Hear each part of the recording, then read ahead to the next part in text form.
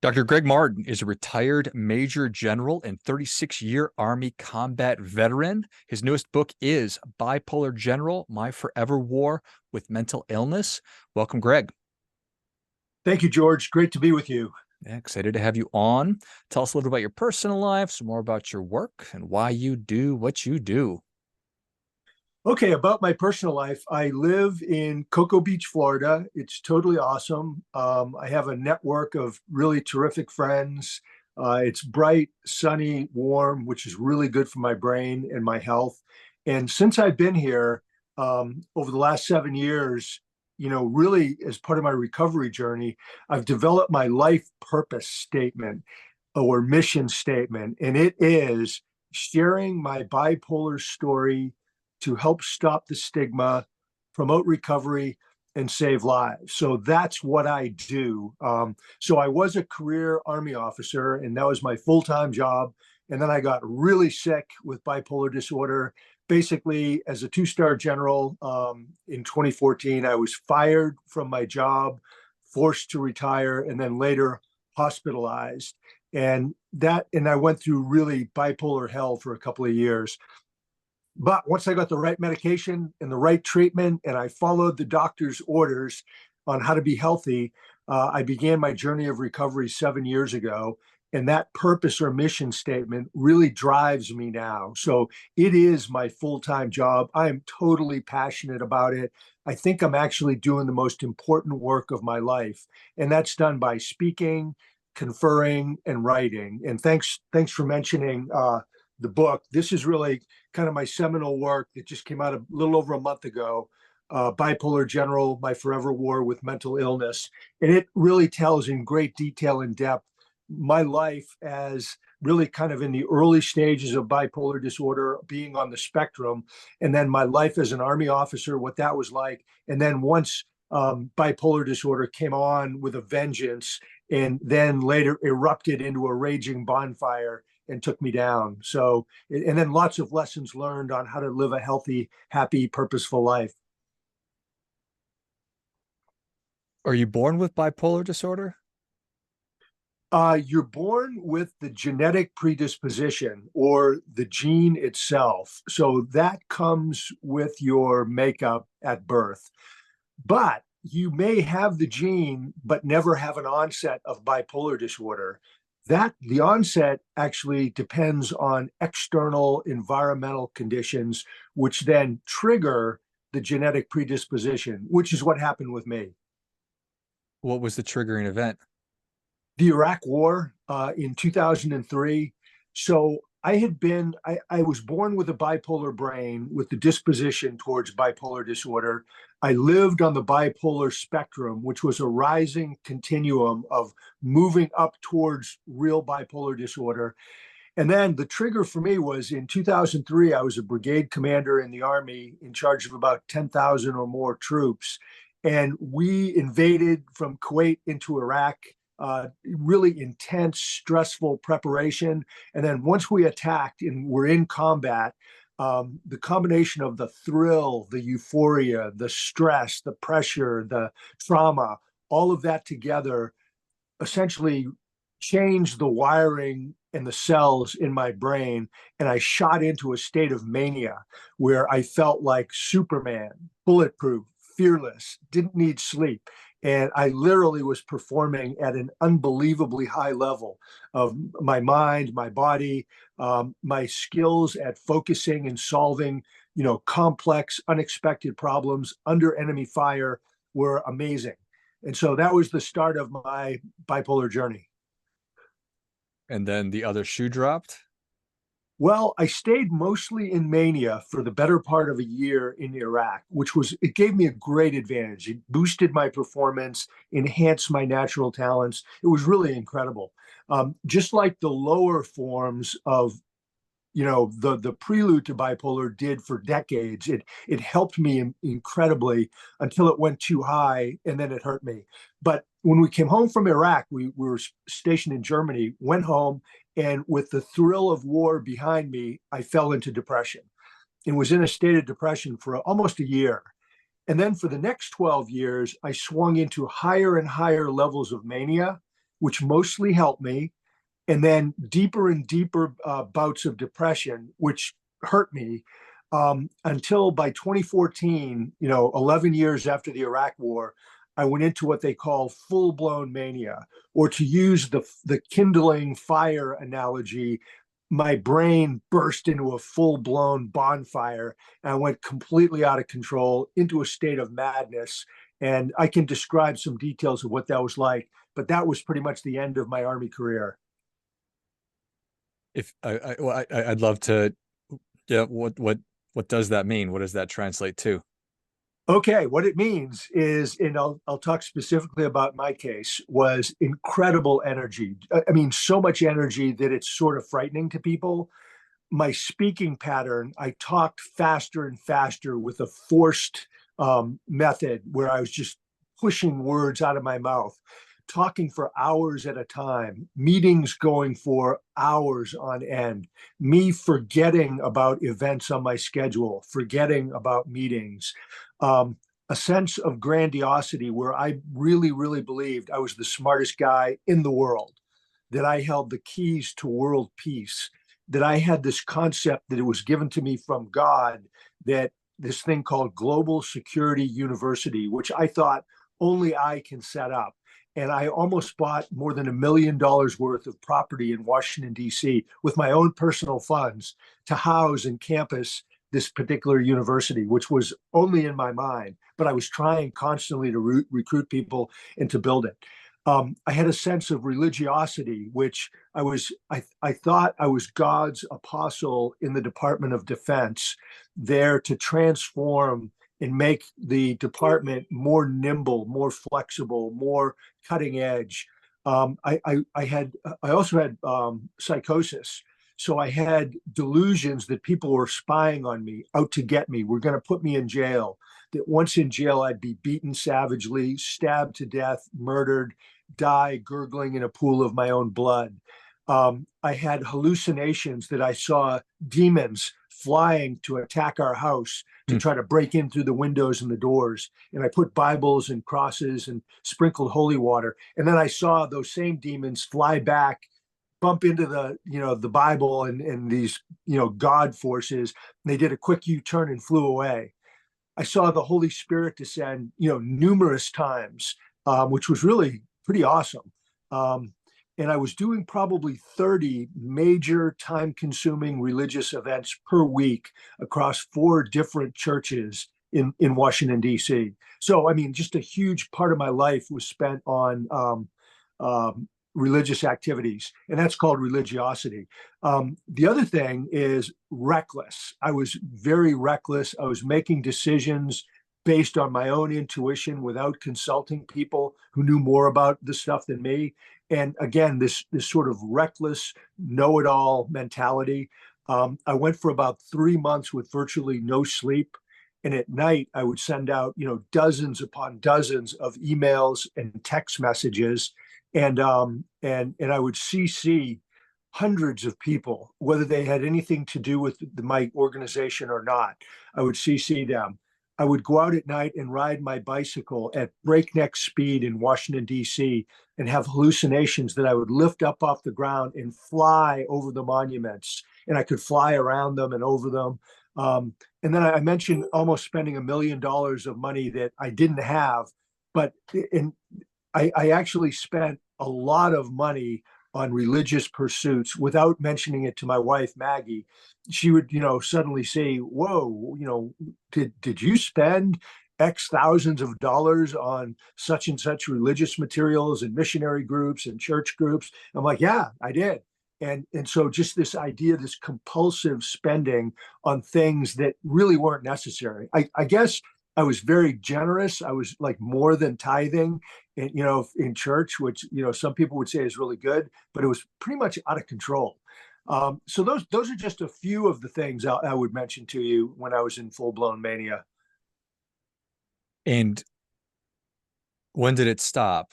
The Army stepped in and said, "Let's pump the brakes here, buddy." Yeah, well, exactly. Remember, over that 12-year stretch from Iraq till what I just described, my bipolar disorder was unknown, unrecognized, undiagnosed. But I got so bad that people realized there's something really wrong with this guy, seriously wrong. And so what they did, people, my students, faculty, and the administration started putting in anonymous complaints to my boss, who was the chairman of the Joint Chiefs of Staff, the #1 military officer in the country. He was my boss. And so the chairman got all these reports, and he had known me for years because we had worked together. And he decided, based on investigations and assessments and what he could figure out, that I needed to go. And so I got a call on a Friday afternoon, report to the chairman Monday morning at 10 in the Pentagon. And so I did. And I was so high on mania that I didn't know if I was going to get promoted, demoted, extended. I had no idea. But I went into his office, and the first person I saw was his lawyer. I said, "Whoa, no promotion today." You know, whenever the lawyer's in there, that's not a good sign. And so the chairman said, "Gregg, I love you like a brother." He gave me a big hug. He said, "You've done an amazing job at National Defense University, but your time is over. You have until 5 p.m. today to resign, or I'm going to fire you. And I'm giving you an order to get a psychiatric evaluation this week at Walter Reed." So, do you think I was probably disappointed, dejected, went into depression at that moment? No, I was so high. I said, "Thank you, Chairman. This is great news because God put me in this position. Now he's going to take me out and put me somewhere even better. And I'm going to do bigger, better things in the future. So thank you." Gave him a big hug. And it's interesting. That was 9 years ago. And actually, I think I am doing bigger, more important things now with my bipolar mission than I did in the Army. So from there, I got a mental health evaluation, and the doctor said, "You're fine, fit for duty, nothing wrong." So that report went up to the Pentagon, and they said, "Whoa, wait a minute, we know there's something wrong. Do another evaluation." Yeah. So they did a second one, same thing, fit for duty. And then the third one, the same thing, fit for duty. So they were wrong, completely wrong 3 times, which we can talk about. But over the next couple of months, I spiraled and then crashed into terrible depression with psychosis, which is natural. With bipolar disorder, what goes up must come down. And so finally, in November, 4 months later, I basically kind of crawled back to the doctor and said, "Hey, there's something really wrong with me with depression, psychosis. All I want to do is die. I can't make a decision. I'm withdrawn. I'm confused. I have no energy, no interest, can't go to work." And he said, "Aha, you have bipolar disorder type 1 with psychosis." So he finally got it right, which was good. And I was thankful for that because now we had a label, a description, and we could go about getting fixed. But after I got diagnosed, I went from bad to worse. And for the next 2 years, I was in what I call bipolar hell, absolute misery. The only thing I wanted to do was to die. And I was fortunate that I had no active suicidal ideations. I didn't want to take my own life. I just wanted to die or have someone else kill me. And that's a very, very, very dangerous condition called passive suicidal ideations, which is what got me hospitalized at a VA hospital up in New England. And the VA hospital was very good. They did a really good job, and they helped to stabilize me. But I didn't pull out of my depression. I stayed in depression until my wife called my doctor finally in the summer of 2016 and said, "Hey, doctor, he's not getting better. Can you try something stronger?" And we made the decision to try lithium, which is a natural salt harvested out of the earth. It is typically very good for bipolar type 1 condition. And within less than a week of taking lithium, I went back to my old pre-bipolar self. The depression lifted, the psychosis went away. I felt good. My energy came back. My interest in activities came back.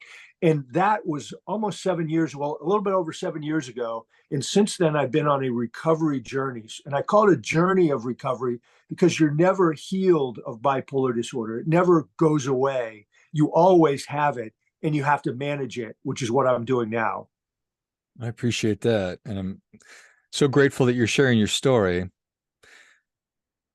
I being a 36-year combat veteran and reporting directly to the chairman of the Joint Chiefs of Staff, is that guy comfortable talking about his feelings and weakness? How has that shift been? Are you talking about me or Yeah, the? Oh, your when you were 20 years ago, were you a guy that would talk about when you're weak or you're having problems, or was that something you bottle up? um, I wasn't one to talk about my problems or my feelings or my weaknesses or my emotions. Just, that's just how it is. I mean, I was kind of like, the all-American guy, Army engineer, airborne ranger, who Yeah. and so yeah, not at all. But I would say, one of the blessings of bipolar disorder is that if you're thoughtful about it, I think it can really enhance and transform your personality. And I think a couple of the things that have happened, I still have this drive and ability to solve problems and build teams and organize things. I still have a lot of creativity in my makeup. Um, but one of the things that has kind of come anew is this total honesty about my feelings, weakness, stuff like that. And it's all, totally in the book. I mean, I decided a few years ago, well, several years ago, I decided I'm going to tell my story, no holds barred, because I feel like I owe it to everybody, the world, people everywhere, the millions and hundreds of millions of people with mental illness and mental health conditions.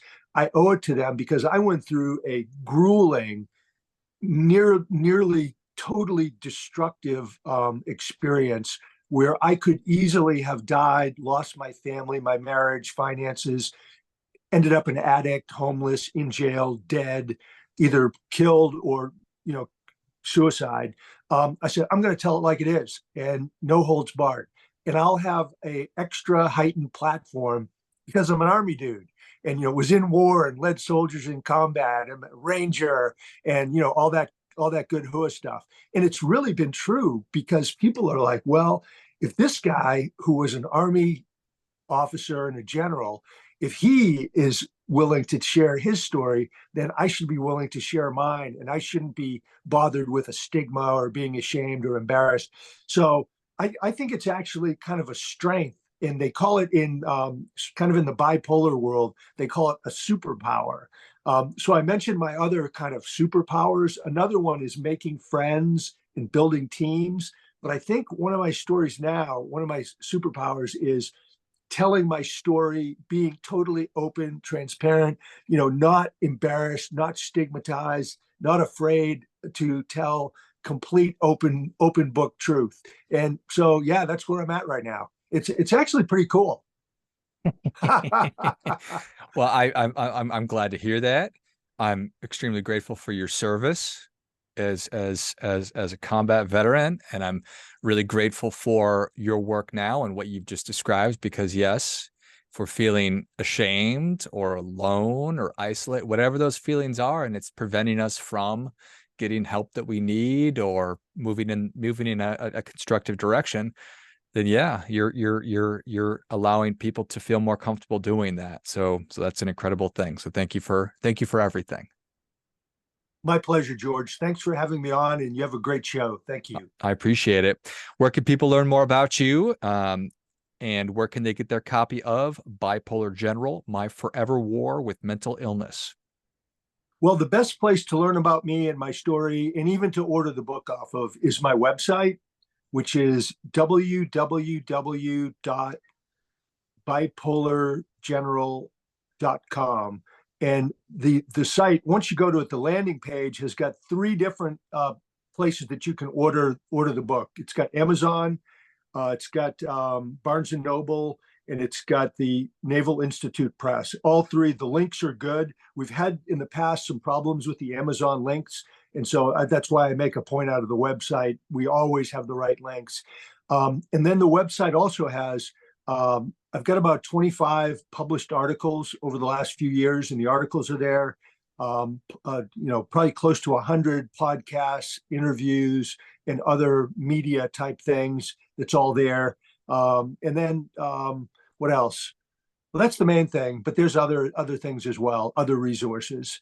So check it out. And really, I would say the book, everybody who's read the book has said this book is phenomenal, riveting, couldn't put it down. They learned so much about all kinds of things: bipolar disorder, mental illness, recovery, life in the army, what the Iraq War was like, etc. And but Amazon, amazingly, has already put it down. They flagged it as a #1 bestseller book. And they've said it's one of the best books ever written about mental illness and mental health. So check it out. It could save your life or save the life of someone you love. Well said. Well, if you enjoyed this as much as I did, show Greg your appreciation and share today's show with a friend that also appreciates good ideas. Go to bipolargeneral.com and check out all the great resources that Greg's been talking about and pick up your copy of Bipolar General, My Forever War with Mental Illness. Thanks again, Greg. You're welcome. Thanks, George. Great show. And until next time, remember, do your part by doing your best.